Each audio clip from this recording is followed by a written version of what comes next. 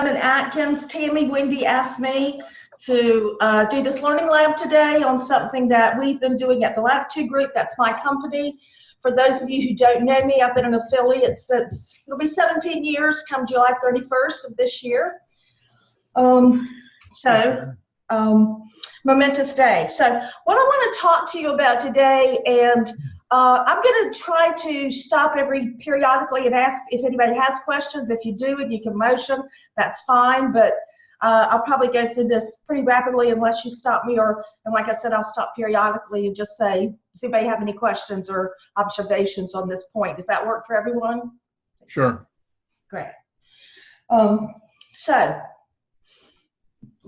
So there's some fine print here, but I'm going to go through this. This is what I did to put this together. Is I'm going to jump to the end and then I'll come back to the beginning.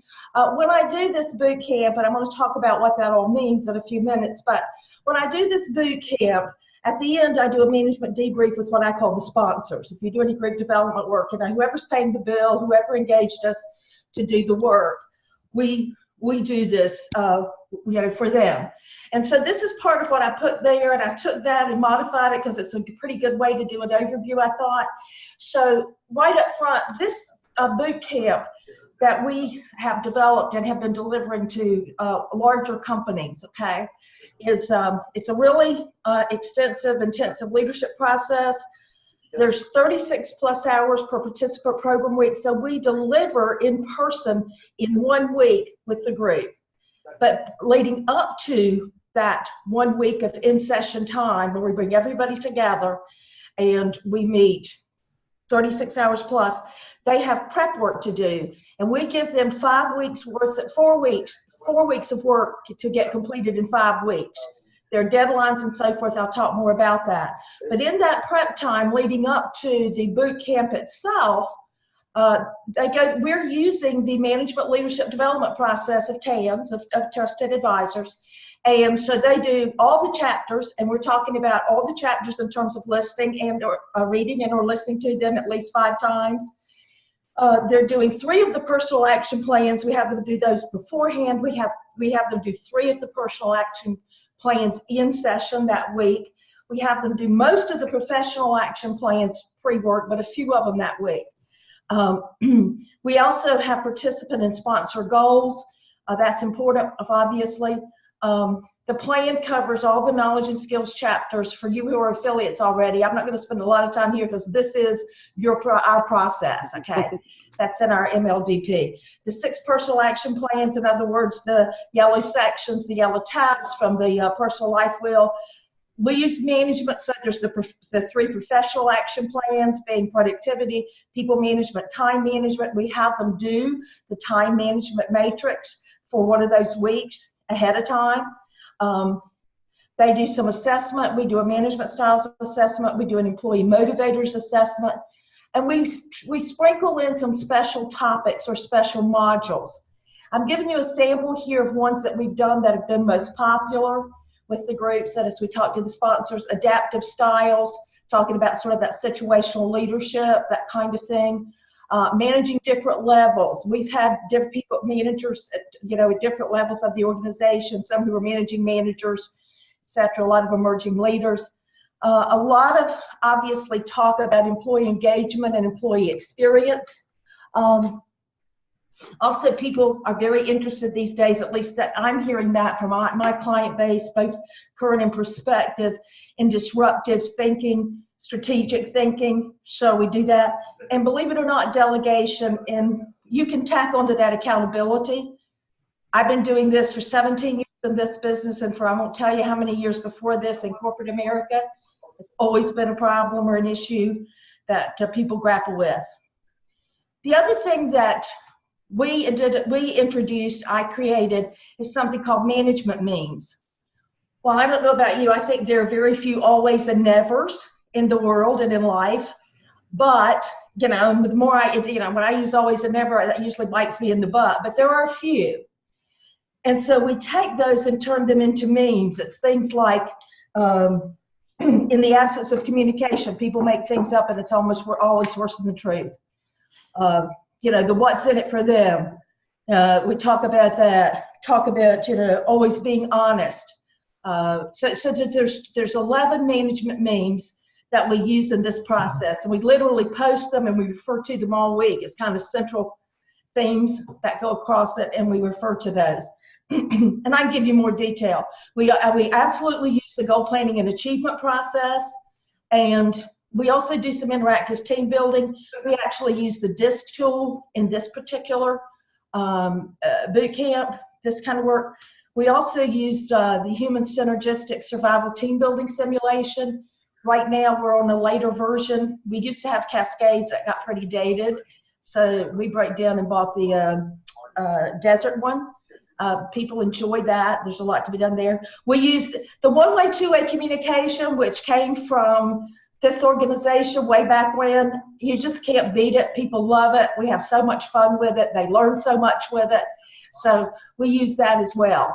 It's a great learning and kind of fun exercise.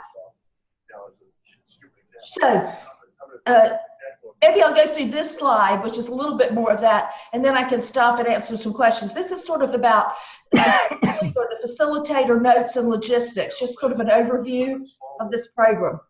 In preparation for this program, we obviously, as I'm sure you do if you do this kind of work with groups or individuals, we establish the program goals. In other words, the sponsors, why are they interested in doing this? What do they want to accomplish? That's very important.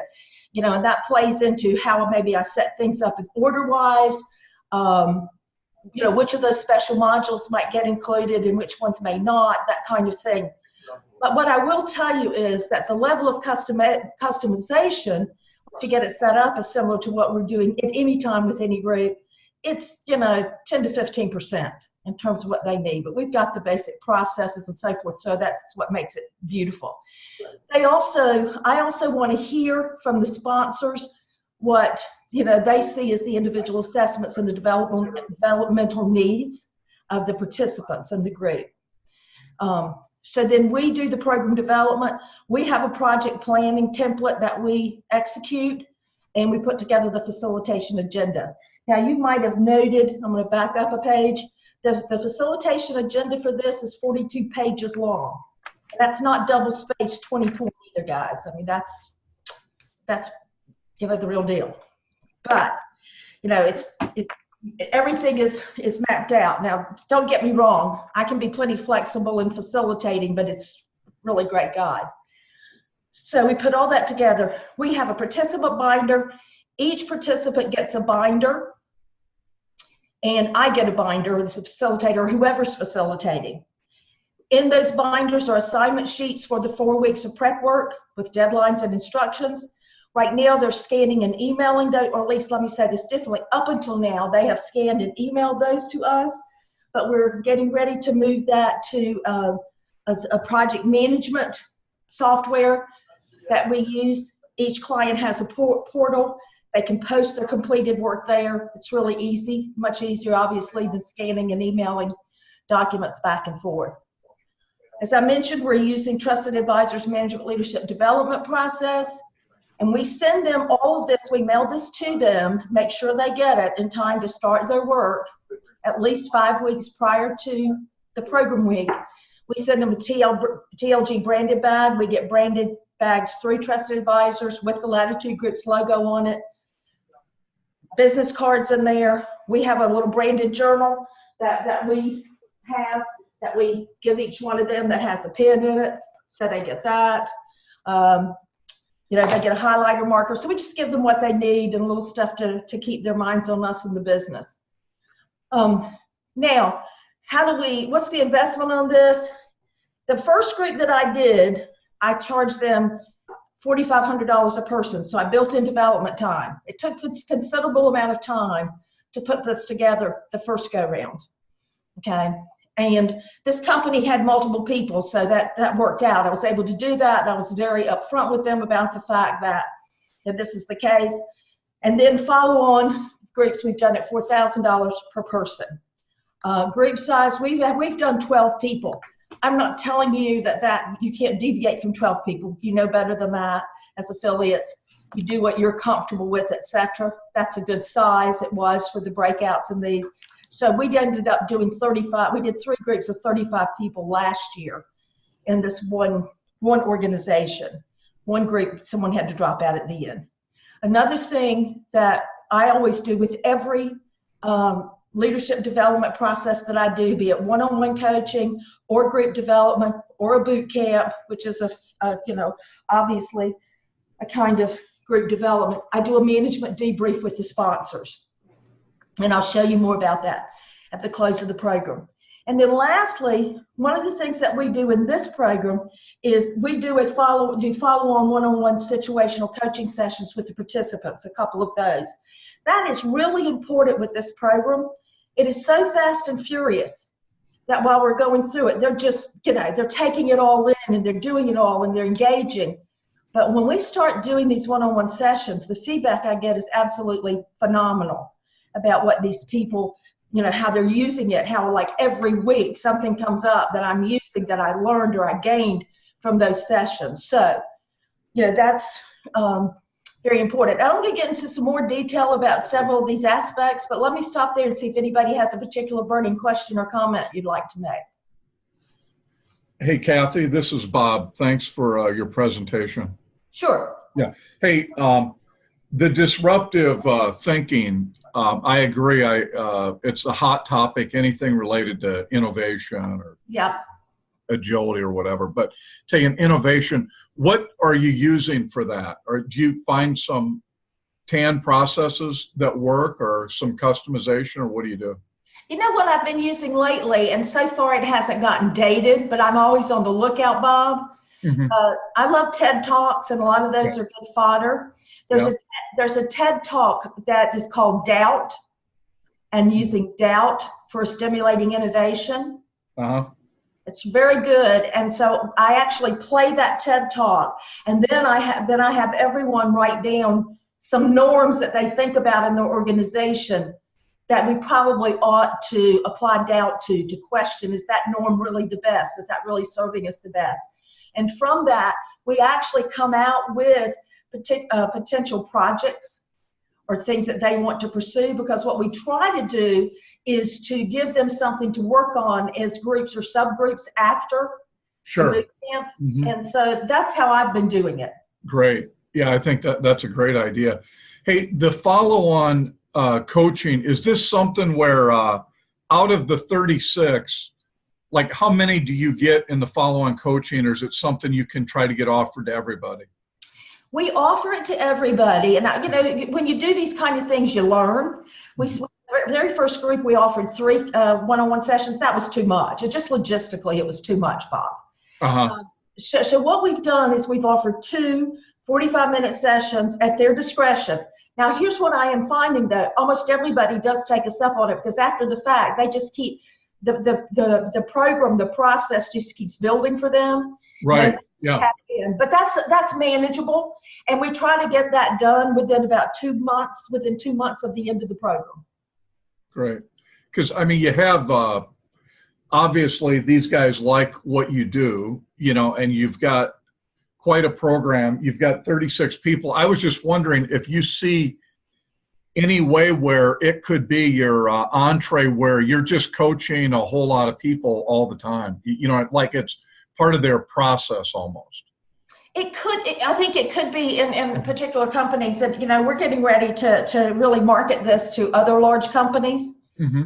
This particular company, it's really interesting. They have their own VP of organizational development. They have their own senior VP of HR. They have a university, and they're still allowing me to come in and do this and seeing us being complimentary. But the follow-on coaching and so forth, the way we kind of sell this there, they have some little modules, like leadership modules. It's kind of like, online webinars, if you will. Yeah. Mm-hmm. And they're sort of tying it to this. So they're justifying bringing an outside resource in and paying this kind of investment because it sort of ties to that. But I do think there is that opportunity in other organizations. Yeah. Okay.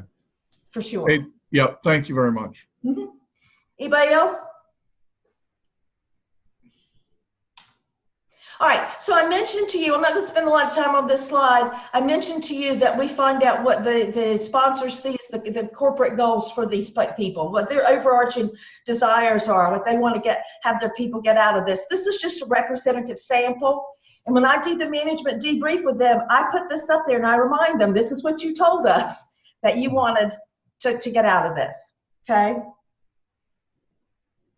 Mm-hmm. There's a couple that are always there as far as I'm concerned. One of them is results focused. We just don't do anything that there's not a results focus, quite frankly. Mm-hmm. And, you know, the people and accountability aspects, that kind of thing. Mm-hmm. Now, what I've done here the next few slides, I've just given you a representative sample. In this management debrief, notice on the preceding page, you see these items? The next page, there are those items. And on the right, I actually tell them where I think we've made progress or we haven't. And I'm an honest broker. The first one, we actually, I could say definitively, you know, based on the experience during that week, we made progress. And I will talk, you know, if they have some specifics about what those are, I can speak to them. Now, if you go to the next page, I use religiously in every coaching situation that I have, one-on-one or group development, the preliminary goals survey.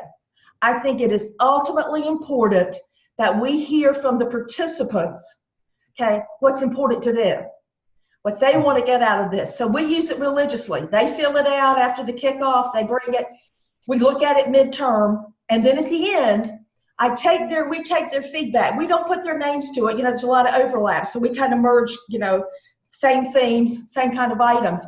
And we assess those. So you'll notice here, this one says problems facing / obstacles to results. That's the first section of the preliminary goals survey.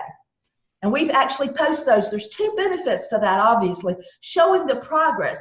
But number 2, I find many times these sponsors are blown away at the things that their people put on their own forms up front, you know, that they weren't thinking about. The next one is, remember the middle section of the preliminary goals survey says, what do you want to get out of the program? So that's what we capture kind of collectively in generic form here and show our progress. And then they tell us what departmental goals that they want to achieve is the last section of that preliminary goals survey. And that's what you have here. Now you'll notice here that you'll see some that don't have check marks by them.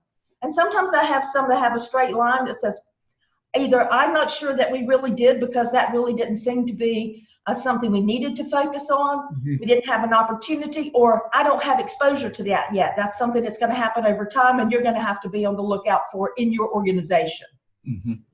So those are this is what we do. So I just gave you again Very good. Then we also have them do a program assessment. And we ask them to rate the program on a scale of 1 to 10, with 1 being the lowest and 10 being the highest. This actually comes from that group that I was just sharing with you that we did last year in this one company. We got a 9.15 out of 10. That's pretty decent. Yeah, you have a great net promoter score.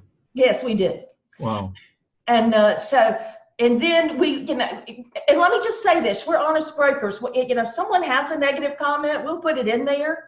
We didn't have any negative comments from these groups. Wow. We had one that said, let's start a little bit later on Monday, but you know, I don't think that's relevant for here.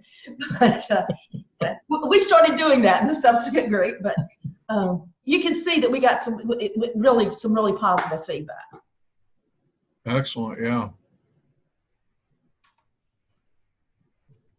One of the really amazing things to me is, and I alluded to it a little bit earlier, is these one-on-one coaching sessions. And like I said, we've now gotten it down to 2 optional, but almost everyone does tap into that. I have 1 or 2 here and there that'll do 1 and maybe not both. But these after, and it's just amazing how the feedback grows in these situations. I mean, I hear things like best training and development ever, and I hear it from multiple people. Most sustainable development ever, which I really love. Yeah. What we're trying to do. They talk to me all the time about I continue to use so much of what was learned, and I'm amazed. Even, you know, here and there you have a couple of people in the group that you think are less engaged. They're just trying to get through it, if you know what I'm saying. Yeah. And then I get them in a coaching session. I think, well, this is probably going nowhere, which is not a good thing for the facilitator to start out with, but I fall to that every once in a while. And they just blow me away. They're like, listen, I had this situation and I thought about this, and what would you think about that? And it just ends up being an incredibly rich session. Yeah, it's very powerful. And you know, that what I am finding, the more they reflect about it, the more they have time to apply it and for it to dig in, the more and more benefit and application that they get from it. So, so the next thing that we share, and by the way, we tell people up front, I don't believe in doing assessments and sharing them with other people unbeknownst to the participants, the people that are taking them. We tell them up front, we're going to have you do a DISC assessment. This is going to get shared with the sponsors or with the management. And this is what we share with management, really, this page. We plug this out of the DISC assessment. We talk about, you know, where they sit on the Success Insights wheel and their descriptors. And then I give them my viewpoint on John Smith here, what commitment I thought that John Smith came into the process with and showed throughout the process, what kind of progress I think that he made from the beginning till, you know, when we finished the process. What do I see as his potential? Now, potential is about, you know, moving up, taking on greater responsibility, but also value to organization. So here, this John Smith is a good example of a solid employee, solid performer, absolutely engaged in this process, made progress, probably doesn't have any upward mobility, probably doesn't want much, but is very valuable to the organization. You know, sometimes you'll see pluses, plus minuses, you know, things like that. The straight line in this case means, you know, I just see it as being even. And if it's a down arrow, then it means negative. You know, don't have a lot of those, but a pretty honest broker about these things, and they find this is pretty useful. And then the last thing I do is I show them the entire group wheel adapted. So this is your whole group and how they fall out. Now, is it a very diverse group? Are they clumping in one area? This happened to be the finance organization, emerging leaders in the finance organization of a $7 billion company. Yeah. You see all those analyzers up there? That's where we need them, is in accounting. Right. So let me, the one other thing that I do is then I talk to them about, as you know, the continuing leaders in this organization, what do you need to do to continue the success, to continue the growth and the development of these people? What you see here, now I do think about each organization, but this is a pretty consistent set here of what needs to happen. Every once in a while there's something, you know, in particular that's very on point for this group. Okay, like in this group, measurement systems. This is a finance organization. You would think that they would be really good at that. This was something that this organization really needs to work on. Okay, it's getting some better measurement systems in place. So let me stop there. It's another probably good place to stop and see if you have, you know, what kind of questions or observations that you might have. Hey, Kathy, this is Bob again. Hey, on the DISC, I'm curious, why did you use the adapted? Well, the reason we use the adapted in the group wheel, we give them their whole report, Bob, but here the reason we use the adapted because that's really their style at work. Versus their natural. That's right. Their natural is their style when there's no constraints. And we use the management report, which is basically, hey, this is your style at work, which is what the adapted is, versus the natural being sort of at home or with no constraints. Okay, I got you. So the, there are a lot of different DISCs to use. That's a pretty good generic management that we can also then, as we built on the groups, we could add all of them in and, you know, and so forth. Hey, you know, well, I mean, you have a great program, and those kind of those scores that you got were amazing. Do you see any risk where they start to ask you, or as an outside provider, you start getting into those evaluations of the people? Do you see any risk where, you know, you could have, you know, something leaks out of a meeting and the people aren't as likely to trust you, or they're afraid of you coming back next year for 3 more groups, or do you guys do that a lot? I do it with everybody. Mm-hmm. Okay. I do it with everybody that I coach, everybody that I run through. But let me just say this to answer your question, Bob. It's a great question. Give you more information than you probably want here, but I tell sponsors, and I've got clients I've had for a long time. I've got one guy who says, self-made billionaire, and he's probably one of the most egotistical, arrogant people you'll ever want to meet. He's a fine human being, but that's who he is, okay? Mm-hmm. Yep. But I tell him, along with everybody else, when I'm coaching your people, what gets said in the room, in the session, stays in the session. I'm not going to tell you verbatim what we talk about. That has to be a safe place. That cannot happen otherwise. But I also tell them that I'm going to have these debriefs with your sponsors or with your bosses, whoever. I tell them who. And I tell them, I'm not going to tell them anything I won't tell you. If you want to know what I'm going to tell, I give them an overview of what it's going to look like, the kind of information. If you want to know specifically what I'm going to tell them, fine. I will tell you. Because there's nothing here that's judgmental and bad. It's all meant for their development and growth and well-being. And I have no problem telling them that if they want to know it. Mm-hmm. But I think that to me, that's the only way it can work. Mm-hmm. No, I appreciate your perspective on that. Any other questions? Okay. Well, I'm glad Bob's on the phone on there so he can ask me some questions. And the other thing that I do, in addition to just, that really high level, I give them some recommendations on each one of these folks. Of course, okay. Yeah. Mm-hmm. That says, hey, this person has extraordinary potential, but they need X. They need, like that second one, this person needs to be allowed to address and accomplish the greater good. This is a person that has higher ideals, if you know what I'm saying. Yeah. Is motivated by higher ideals. Versus the third one down, this person's a champion of accuracy and quality. You need to let them do quality work. Give them the time, okay, to make sure they get it right, right?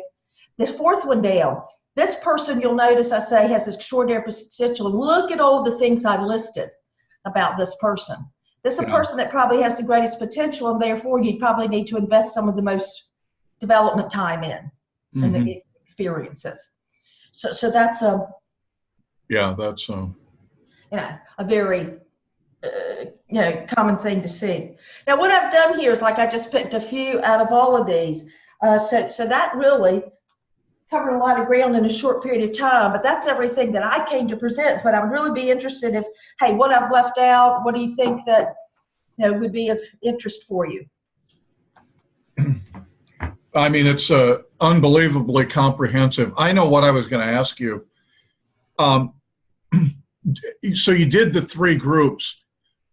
Did you or did any of those groups ever feel like, wow, we love the program, but you know what? It's actually we wish it was over 2 more weeks, or it was just a little bit too much of or do you think it's the model you're going to do next year? Well, it's a great question, and I'm going to answer it a little bit differently. What I learned was something a little bit different, but in that same vein, Bob, okay? Yeah. I think they all feel like when they're going through program week that they're loving it, but it's grueling. You know what I'm saying? And they all have, because they're emerging leaders and stuff, they're obviously pretty high potential people that get in this program. And so they've got big jobs that are waiting for them. They're ambitious, all of that's going through their heads. So they're feeling like that it's a wild ride, okay? Mm-hmm. But I find that afterwards they're like, boy, that was the best way we could have done that. That was so great. Here's what we did learn. The very first group we did, let me tell you how this really came about. I was coaching an executive, the successor to the CFO for this company, the $7 billion company, very progressive man, but his interpersonal skills were not that great. Smart, high values, great guy. We had some great success coaching with him, and he came to me early last year and said, look, I've got some really great emerging leaders here in finance. I want to give them a bigger, better experience, blah, blah, blah, blah, blah, get some development, stuff we don't have here. Said, I'm thinking, Kathy, could you come up and do a day of a seminar, a day or two? So I started asking him questions about what he wanted to accomplish. And I just said, look, I said, you know me. I said, what you're telling me you want, we've got the process. It's the one I put you through. Let me think about how we can do that and be meaningful. Mm-hmm. So I came up with the boot camp approach, and I went back to him and said, we're going to do the prep work ahead of time. Well, he had a specific date in mind that he wanted the first one to run. Mm-hmm. It only gave us 3 weeks to give them to do the prep work. That was too short. That was the huge stressor. So in the subsequent ones, we insisted that we have enough time to give them 5 weeks to do what we call 4 weeks worth of work, which is the way we did it. And it worked out much better. And we did that twice again. And we seem to have landed on the right formula. Yeah, right. Wow. So, so like the finance guy, obviously he's thinking of things like we're not going to do it at year end or through a quarter end, or you work with a functional area if that's part of the deal that's going on. That's right. I gotcha. Mm-hmm.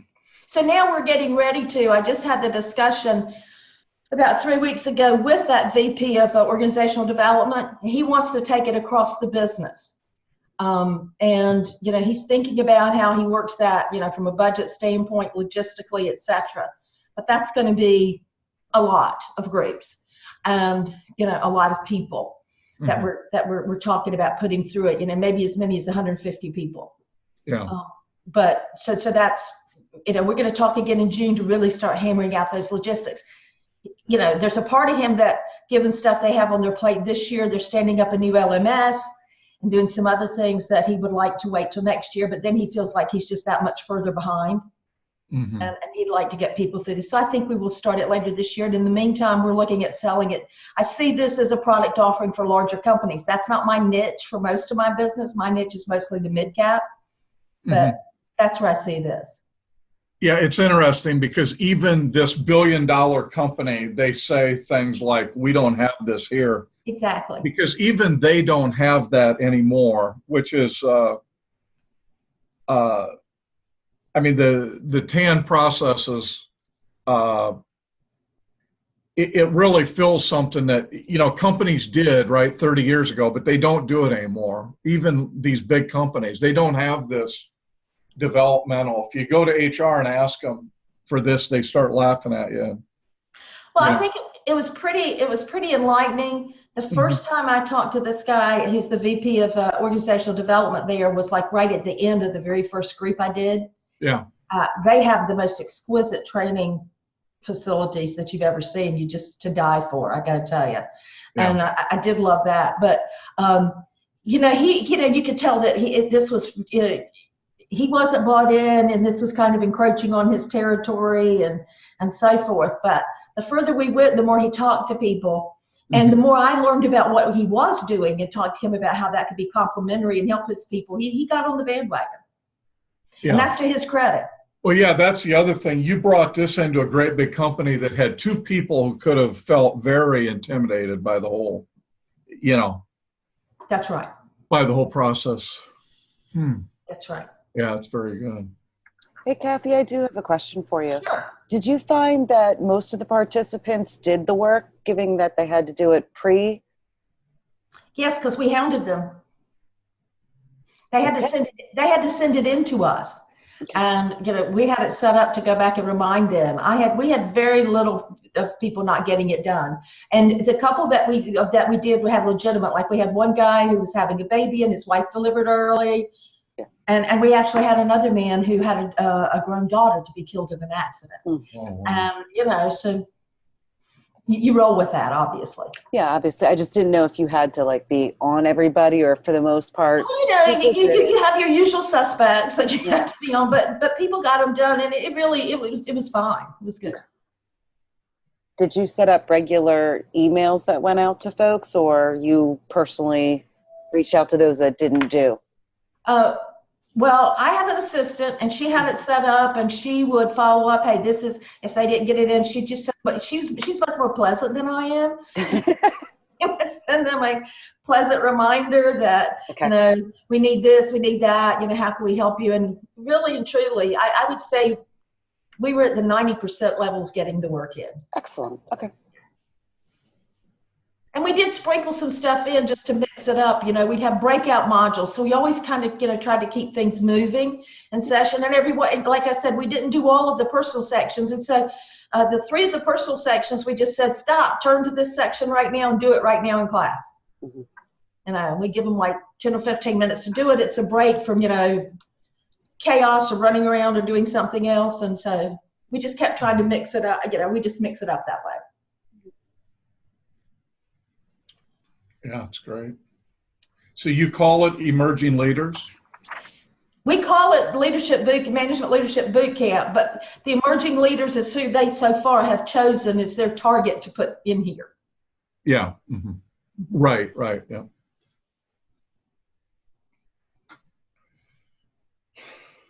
Great. It's Anybody else? I see a Larry, a Glenn, and Dan.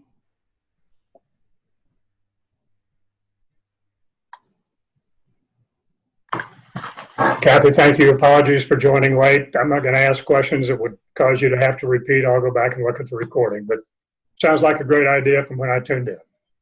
Good deal. Yeah, kind of the same from me, Kathy. This is Dan. The cable guy showed up to unplug us in the middle, and so I guess maybe I will have more stable connection now, but I missed most of it, and we'll watch the recording to catch up. Sure. If any of you have any questions, feel free to email me or reach out. I'm happy to fill in any blanks that might be there. What's your email, Kathy? Kathy, Kathy, at TLG, as in the Latitude Group, rp.com, tlgrp.com. Thank you. And I'm sure any gaps are there are mine, because now I've done it so much and been through it so much, I don't want to give you more detail than you need, but certainly everything that would be helpful. Yep. And the preliminary goals survey that Kathy mentioned, you have that into your implementation materials. You have the one-way, two-way communication exercise in your implementation manuals. So you have a lot of that stuff at your disposal. They're tried and true. I've been using them for 17 years. It's really great. Okay, if there's no more questions, feel free to reach out and let me know. I appreciate the folks that joined in. Yeah, hey, thanks a lot, Kathy. Thank you, folks. Yes, Thanks, thank you, Kathy. Kathy. Bye-bye. Bye-bye. Bye-bye.